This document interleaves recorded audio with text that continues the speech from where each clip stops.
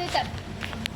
Généralement, un ormeau sauvage, on y va au couteau. Parce que le pied est très dur, c'est plus vite, ça va plus vite. Nous, ici, vous allez voir. Donc là, ici, vous avez l'avant de l'ormeau, donc c'est au niveau de la tête. Et à l'aide d'une cuillère, la première étape, c'est de décoller le pied de l'ormeau. Donc là, on pose l'ormeau sur la planche et on vient décoller le pied. Donc là, ça vient vraiment tout seul. C'est vraiment une étape assez facile. Alors aujourd'hui, on avance aussi sur la commercialisation de l'ormeau. Parce que c'est vrai que les étapes de décortiquage, il y en a qui ne savent pas le faire ou qui ne veulent pas le faire aussi. Donc aujourd'hui, on le propose sous vide. Voilà. Donc on a pas mal de chefs qui le prennent sous vide. C'est plus facile. Ça arrive dans le restaurant, il n'y a plus qu'à taper cuisiner. C'est quand même plus simple.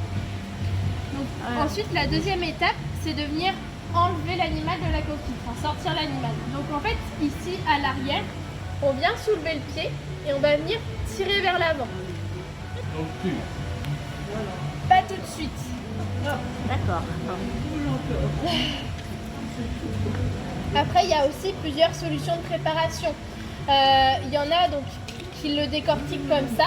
Ou alors, on peut faire comme les crabes, une cuisson de 10 minutes, donc ébouillanté vivant. Ça marche aussi avec la coque aussi. En fait, c'est dans de l'eau salée, on vient le cuire 10 minutes. Là, ça permet de l'attendrir et de le cuisiner en même temps. C'est une solution qui est faite régulièrement. L'eau salée a une densité de l'eau de mer? Oui, c'est ça. Et donc, une fois que cette étape est faite, il ne reste plus qu'à couper la tête. Est-ce que vous savez pourquoi? Non. Oui, c'est une raison.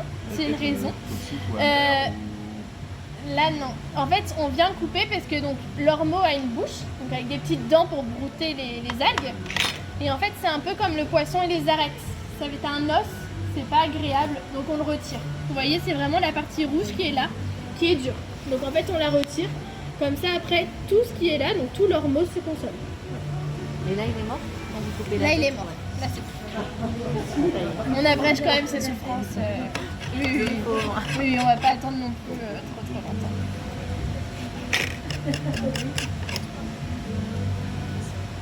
Et c'est essentiellement les restaurants que vous fournissez ou il y a aussi la grande distribution Alors là, aujourd'hui, on a 80% des professionnels, donc principalement les restaurants. Mais sinon, on a 20% des particuliers qui, pour un repas de temps en temps, pour un repas de fête, le consomment. Voilà. Donc ils viennent ici pour... Alors, soit ils viennent ici, ou alors nous, on améliore aussi ça. On arrive maintenant à exporter partout en France et en Europe en 24 heures, 48 heures grand maximum. Donc ça permet d'avoir de l'ormeau soit frais, soit sous vide, prêt à consommer. Voilà, donc ça peut être une solution parce que venir à Plouguerneau, si vous venez loin, ça fait un peu loin. C'est chouette, hein, mais ça fait un petit peu loin. Alors ensuite, la troisième étape, la quatrième étape et la dernière, c'est de le taper. Donc un ormeau sauvage, je vous ai dit qu'il fallait taper une quinzaine de fois.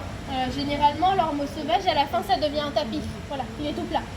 Nous ici, on est sur un ormeau d'élevage, il est quand même assez tendre, mais je vais venir le taper pour vraiment que ça fonde dans la bouche. Donc là, je vais donner ces 2-3 coups, suivant comment on tape. Moi, je sais que je tape pas fort, donc je préfère donner 3 coups.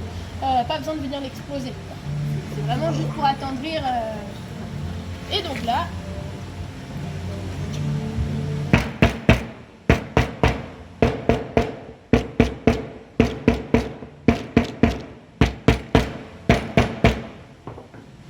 savoir s'il est suffisamment tapé. Il y en a toujours un qui résiste. Ce qu'on fait, c'est qu'on le retourne. Bon ben voilà, l'exemple typique. On le retourne. Si le pied est fendu, c'est bon, c'est suffisamment tapé. Du coup, si le pied n'est pas fendu, c'est pas bon. Je peux avoir les pour lui en mettre une Il mérite un autre coup. Voilà. Il y en a toujours au moins un qui résiste. Malheureusement. Et on voit encore si c'est un mâle ou une femelle? Alors là, pour le mâle et les femelles, c'est dans les coquilles, puisqu'on a les viscères. Alors, là, il n'y a que des femelles. J'aurais pas d'exemple. Là, j'ai que des femelles. Parce que vous voyez, ici, c'est les gonades. Hop, la partie reproductrice, elle est juste là. Ce qu'on appelle le corail ou le foie de l'ormeau. Oui, c'est Et vraiment ça se cette mange pas, ça. Alors ça peut se manger, si, il y en a qui le consomment, mais il faut savoir le préparer. Voilà, ça se cuit généralement à la poêle, mais soit on aime, soit on n'aime pas. Ça a un goût de bigorneau. Voilà. Après, je tape pas très très fort non plus. Pourtant, moi je trouve que. J'aurais pas voulu prendre la poêle. Voilà. On est bon. Ok. Et donc une fois que ça c'est fait, on passe à la cuisson. Alors nous ici, la recette que l'on donne la plus simple, c'est qu'on met une petite pointe de beurre salé, on laisse le beurre un petit peu mousser et on les fait revenir 45 secondes de chaque côté. C'est le plus simple. Vous allez voir, c'est très bon. Par contre, j'espère que vous aimez bien le beurre salé. Je me permets de passer derrière vous. C'est une petite pointe. Donc pour vous montrer les... Pointe bretonne. la nacre de l'ormeau. Quand on les sort directement, ils ont une nacre qui est très très très colorée. Voilà. Donc en fonction de ce qu'ils ont mangé, on va avoir une nacre qui est un peu plus rosée, bleutée. Alors nous les coquilles, donc on les lave et en fait on les revend. Donc on a beaucoup d'artisans qui font des bijoux. Ou alors là, cette année, on a quelqu'un qui fait des urnes funéraires avec les coquilles. C'est pas très joyeux, mais c'est très joli. En fait, il vient les concasser et ensuite il les incorpore à l'urne pour vraiment faire quelque chose de brillant. Et donc là, normalement vous allez avoir l'odeur.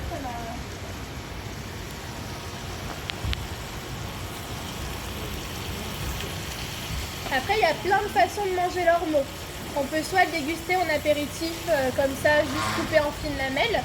Il y en a qui le consomment comme un steak, avec du riz, avec des patates sautées.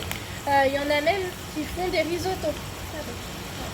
Ou alors, on peut même le consommer cru en faisant des carpaccio. Ça passe aussi. C'est vraiment... Et on le prépare, enfin on l'ouvre et on le tape pareil. Tout à fait. Après, si vous voulez pas le taper, il y a des solutions. Par exemple, le fait de le congeler, donc ça se conserve 3 mois. Là, dans ces cas-là, il faut le taper qu'une seule fois, puisque la congélation a déjà attendri la chair. Comme le poulpe. Comme le poulpe. Il y en a aussi qui le massent. Le fait de masser l'ormeau, ça permet de l'attendrir naturellement. Mais bon, faut avoir le temps de le faire. Nous, on n'a pas le temps de masser l'ormeau, quoi. Voilà. Et donc là, une fois que c'est doré, on retourne. Donc c'est très rapide.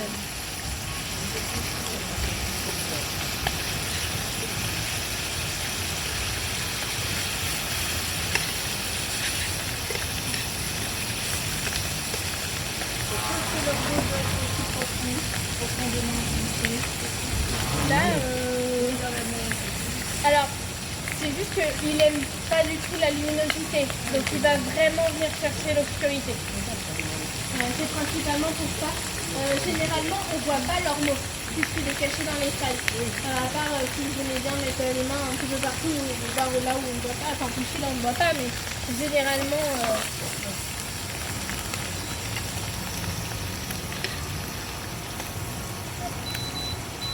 Et donc après, je vais vous faire goûter un peu d'algues. Alors je vais vous faire goûter le mélange 3 algues. Je peux vous faire sentir si vous voulez. Alors là, c'est le goût. Alors les algues, nous on les vend déshydratées, tout simplement parce que comme ça, il n'y a pas le goût de l'eau de mer, c'est vraiment les éléments nutritifs purs. Je vous laisse sentir si vous voulez. Vous allez voir l'odeur, ça... Là c'est le mélange 3 algues, donc il y a de la dulce, de la laitue mère et du kombu royal. Pour l'ormeau, on est bon. Une fois que c'est doré, c'est amplement suffisant.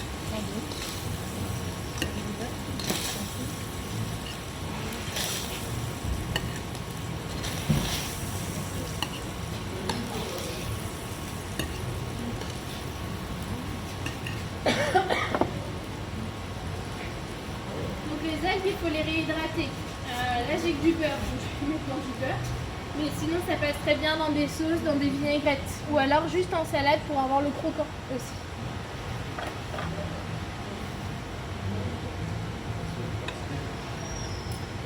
Alors là, je vais vous dire que là, c'est très tendre parce que j'ai même pas besoin d'appuyer. Là, normalement. Si vous venez me dire que c'est caoutchouteux, je vous crois pas. Non.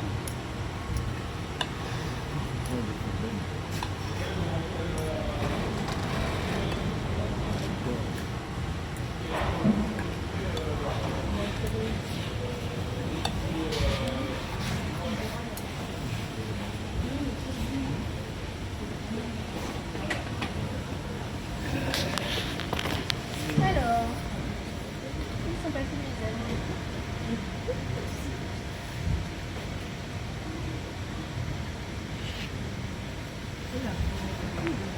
Alors, quand ça se réhydrate, ça va devenir un petit peu plus petit, c'est normal. Alors là, elles vont être un peu croquantes du coup. Mais ce qui est bien aussi de faire avec le mélange 3 algues, c'est le tartare d'algues. Ça se passe très très bien avec tout. Il y en a beaucoup qui le font.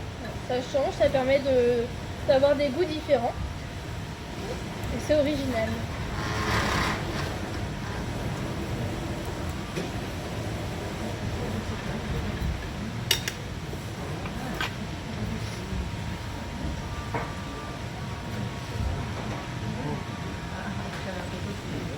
Alors, c'est les ormeaux.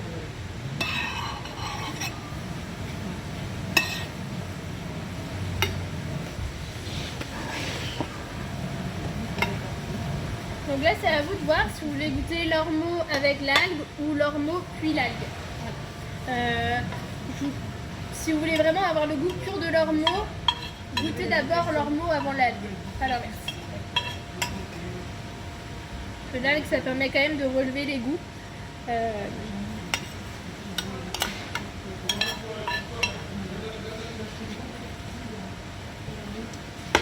Comment on peut comparer ça un petit peu Alors, au coquille Saint-Jacques, vous allez pouvoir me dire, en tout cas, à quoi vous, ça vous fait penser. Généralement, on me dit que c'est entre la coquille Saint-Jacques et un steak. C'est très compliqué à imaginer. Oui. Quand on m'avait dit ça, oui. Alors du coup, bah voilà, c'est à vous. Allez-y.